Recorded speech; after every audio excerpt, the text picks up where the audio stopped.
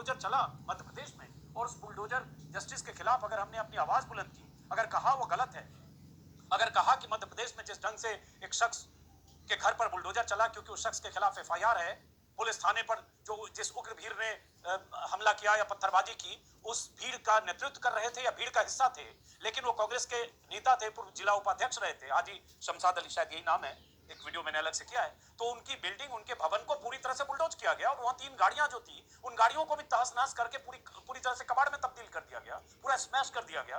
और इस पर अगर हमने ऐतराज किया तो आप कहेंगे हम हिंदू विरोधी हो गए। अरे भाई, कायदा कानून संविधान भी कोई चीज है या नहीं? और अगर जिस ढंग से मध्य प्रदेश में उस आरोपी जिसके खिलाफ एफआईआर दर्ज होने के 24 घंटे के भीतर उसके मकान और उनकी गाड़ियों को जेसीबी से रौंद दिया गया, क्या उसी तरह से बाकी सारे मामलों में करते हैं क्या? अगर वो शहजाद या हाजी शमशाद की जगह कोई और होता तो भी वो घर ऐसे ही बुलडोज किया गया होता क्या? किया जाता है क्या? प्रिय मारा भाई बहनों, खूब दुखद बात कहेवाय कि आखा भारतनी अंदर क्या कायदा कानून जेवुं क्या देखातुं ज नथी। लोकशाहीनुं खून कर नाख्युं आ भाजपवाळाओए अने भाजपवाळा चोख्खी अने खुल्ली गुंडागर्दी उपर आवी गया छे। कायदो अने संविधाननी ए लोको चीथरा उडावी रह्या छे। एटले के कायदानी एसी के तेसी आ लोको करी रह्या छे। छतांय सुप्रीम कोर्ट अने बधाय न्यायाधीशो केम खामोश छे, केम मानव अधिकार पंचना बधा अधिकारीओ खामोश छे, ए मने कांई खबर नथी पड़ती। आंतरराष्ट्रीय मीडिया अने અહીંની मीडिया केम खामोश छे, ए मने खबर नथी।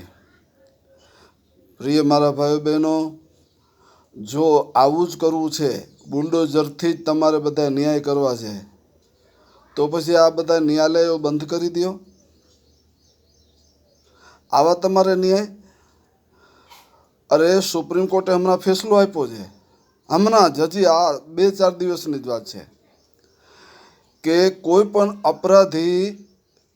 अपराधी એનો अपराध साबित થઈ જાય તોય પણ કાયદો એના મકાનને કે એના ઘરને તહસ નહસ કરવાની રજા નથી આપતો। એની માલ મિલકતને ગુંડાઓની જેમ ત્રાસવાદીઓની જેમ તોડફોડ કરી નાખવું, એ કાયદો સંવિધાન એની રજા નથી આપતો। જેણે અપરાધ કર્યો છે એને કાયદેસર જેલના સલાખો પાછળ પૂરી દો। એને મોટો અપરાધ કર્યો હોય તો એને ફાંસીની સજા આપી દો। પરંતુ સુપ્રીમ કોર્ટે કીધું કે કોઈ પણ દીકરો अपराधी होय અને એના બાપના મકાનમાં છુપેલો હોય તો એના બાપનું મકાન બુલડોઝ કરવાની કાંઈ જરૂર નથી। અથવા ગુનેગાર હોય, એના કુટુંબ કબીલાની પરિવારમાં ક્યાંય સંતાયો હોય અને પછી એના મકાનોને તમે બુલડોઝ કરી નાખો, એ સંવિધાન તમને રજા નથી આપતું। છતાં અફસોસની વાત છે કે આ ભારતીય જનતા પાર્ટીના ગુંડાઓ, ભગવા ગુંડાઓ હાથમાં કાયદો લઈને કેટલું બધું ભયંકર પાપ કરી રહ્યા છે। અને પાછા આ ગુંડા લોકો પાછી સૂફિયાની સલાહો આપતા હોય છે મુસલમાનોને કે તમે કાયદામાં રહેશો તો ફાયદામાં રહેશો। બોલો, અરે તમે અમને સૂફિયાની સલાહ આપો છો? તમે ક્યારે કાયદો માન્યો છે? તમે ભારતના કાયદાને ક્યારે તમે સન્માન આપ્યું છે? તમે ગુંડાગર્દી કરો છો, મસ્જિદોને તોડી નાખો છો, બુલડોઝ કરી નાખો છો, મુસલમાનોના મકાનો, બિલ્ડિંગો કરોડો રૂપિયાની હોય તે તોડી ફોડી નાખો છો। આ તમારી ખુલ્લી ત્રાસવાદી પ્રવૃત્તિઓ નથી? શું આ તમારી ગુંડાગર્દી નથી? હા, એ વ્યક્તિ જે કોઈ અપરાધ કર્યો હોય તો એને કોર્ટ કચેરીની સમક્ષ ઊભો કરી અને ન્યાયાધીશ જે એના વિશે ફેસલો સંભળાવે તે અનુસંધાને તેની સામે કાર્યવાહી કરવી જોઈએ। બાકી તમે જે આ જે પ્રવૃત્તિ કરી રહ્યા છો ને, એ ત્રાસવાદી પ્રવૃત્તિઓ છે અને આવી પ્રવૃત્તિઓ કરનારને આતંકવાદીઓ કહેવાય, ગુંડાઓ કહેવાય। એટલે તમે છે ને આ ભગવા બુલડોઝરોથી તમે મુસલમાનોના મકાનોને બુલડોઝ કરી રહ્યા છો, એટલે આ બધી પ્રવૃત્તિઓ તમારી આતંકવાદી પ્રવૃત્તિઓ છે અને આતંકવાદી ધારા તમારી પર લાગુ પડી શકે। પણ તમે ગુંડાઓ, તમે ખુદ રાજ ચલાવી રહ્યા છો, એટલે તમારે જેટલો અત્યાચાર કરવો હોય અલ્પસંખ્યકો ઉપર કરી લ્યો।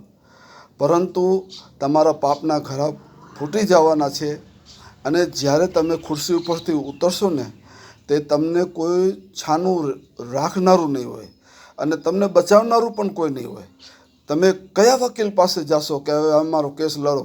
કેમ કે વકીલ પણ તમને કહેશે કે તમે આ 20-20, 30-30 વર્ષ જે પ્રવૃત્તિઓ કરી છે, આવી જ પ્રવૃત્તિઓ કરી છે, હવે તમે આ લોકોથી કેવી અપેક્ષા રાખી શકો?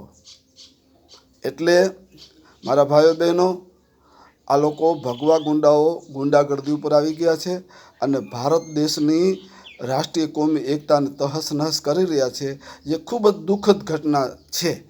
હું ગુજરાત જનતા સમર્થન પાર્ટીનો પ્રેસિડેન્ટ ગુલામ હુસૈન ઉમરભાઈ બલોચ મકરાણી. જય હિન્દ, જય ભારત.